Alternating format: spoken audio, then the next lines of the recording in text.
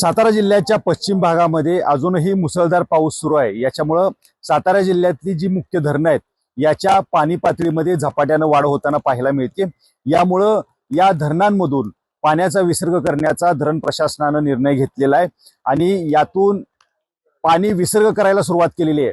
सातारा जिल्ह्यातली जी मुख्य धरणं आहेत, कोयना धरण असेल, वेण्णा नदीतलं वेण्णा नदीवरचं कनेर धरण असेल, तसंच धोम धरण, या धरणांमधून सध्या पाण्याचा विसर्ग होतोय। विसर्ग केल्यानंतर नद्यांची काय परिस्थिती आहे हे मी तुम्हाला दाखवतोय। आपण पाहू शकता, मी सध्या कृष्णा आणि वेण्णा नदीचा ज्या ठिकाणी संगम होतो त्या माहुली या ठिकाणी आहे। तुम्हाला इथलं सगळं मी दृश्य दाखवतोय। आपण पाहू शकता या ठिकाणी धोम धरणामधून आणि कनेर धरणामधून विसर्ग केल्यानंतर या दोन्हीही नद्यांची पाणी पातळी वाढल्याचं चित्र एकूणच आपल्याला पाहायला मिळतंय। याच्यामुळं नदीकाठची गावं जी आहेत या ठिकाणी पाणी पोहोचल्याचं सुद्धा चित्र आहे। माहुली जे गाव आहे, या माहुली गावाच्या लगत असलेल्या मंदिराला सुद्धा आता पाणी लागलेलं आहे।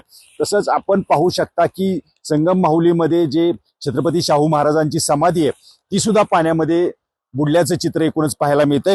याच्यामुळं या ठिकाणी अजून पाणी वाढलं तर मात्र या गावांमध्ये पाणी जाऊ शकतं असा सुद्धा इशारा या ठिकाणी देण्यात आलेला आहे। सातारा जिल्ह्यातले जे मुख्य धरण आहे कोयना धरण, या कोयना धरणामध्ये सध्या 1,08,000 क्युसेक एवढ्या पाण्याचं आवक होते। याच्यामुळे या धरणातून 95,300 क्युसेक एवढं पाणी सध्या नदीपात्रात सोडण्यात येतं। यामुळं कोयना नदीची पाणी पातळी सुद्धा वाढल्याचं चित्र एकूणच आपल्याला पाहायला मिळते। तसंच दुसऱ्या बाजूला सांगायचं झालं तर जे कन्हेर धरण आहे, या कन्हेर धरणामधून जवळपास 15,000 क्युसेक एवढं पाणी सोडलेलं आहे। वाई तालुक्यातलं जे धोम धरण आहे, या धोम धरणामधून जवळपास 17,000 क्युसेक एवढं पाणी सोडण्यात आलेलं आहे। तसंच वीर धरणामधून 55,000 क्युसेक एवढं पाणी सोडण्यात आलेलं आहे। यामुळं या ठिकाणी जर अजून पाऊस वाढला तर मात्र हा जो पाणी सोडण्याचं प्रमाण आहे ते अजून वाढवण्यात येईल असं धरण प्रशासनाच्या वतीनं तसंच सातारा जिल्हा प्रशासनाच्या वतीनं सांगण्यात आलेलं आहे। काल जिल्हाधिकाऱ्यांनी सगळ्या ठिकाणचा आढावा सुद्धा घेतला, पालकमंत्र्यांनी सुद्धा या सर्व ठिकाणचा आढावा घेतलेला आहे।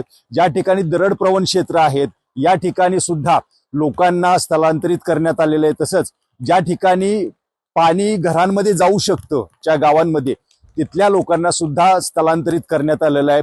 यामध्ये जवळपास 361 लोकांना स्थलांतरित करण्यात आल्याचं प्रशासनाच्या वतीनं सांगण्यात आलेलं आहे आणि प्रशासनाच्या वतीनं नदीकाठच्या गावांना सतर्कतेचा इशारा देत त्यांनी सुरक्षित राहावं असं आवाहन सुद्धा करण्यात आलेलं आहे।